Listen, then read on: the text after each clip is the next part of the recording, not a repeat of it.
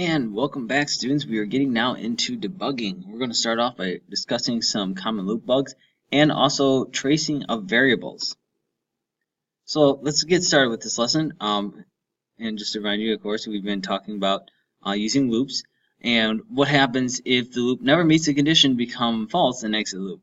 All right, as you recall, that is an infinite loop.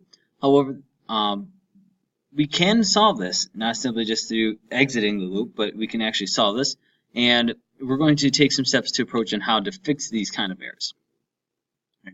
So just to recall some basic types of errors that you might encounter in programming. The first, of course, is the syntax error, which is the error that occurs usually due to like a misspelled variable, class, or other object. It can also occur when you forget to include the proper closing punctuation, such as a semicolon. Your code will not compile with a syntax error. Now, fortunately for us, Eclipse is on the file compiling, so you can see it almost immediately if you have a syntax error. The next time is a runtime error. This is an error that occurs when compiling and executing the code. That would be things like, divide by zero errors. Logic errors. Now, these are the most difficult ones. These are errors that occur due to an error in the programming code that renders certain code either unreachable or it produces undesired results. Compilers also do not pick up logic errors, so they are trying to get a little bit better at doing so. Let's talk about loop errors now.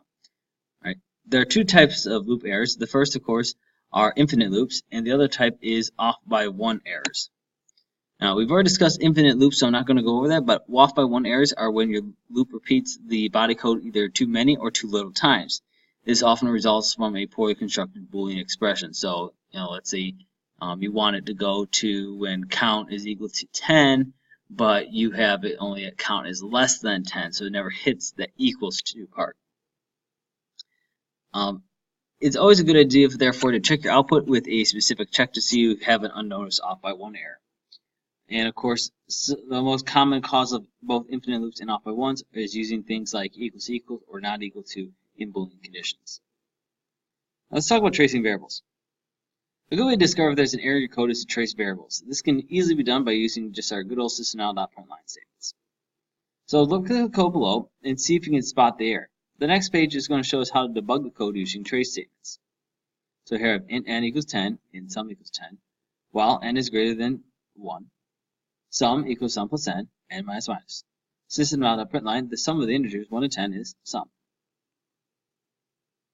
Alright, so let's go ahead and start doing this by tracing, and you can see I just added into system.out.println statements at the start of the loop, and I added into at the end of the loop. So if we output it, you'll see it says at the start of the loop, n equals 10. At the end of the loop, sum equals 10. At the end of the loop, n is 9. And at the end of the loop, sum is 20.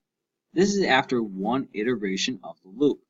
You can immediately see that something's wrong, because we know 20 is not the sum of numbers 1 to 10. And furthermore, it's like if we're adding things in here like they should be, then we shouldn't end up with these kind of numbers. So the reason for that is because when we started off with our sum being initialized to 10.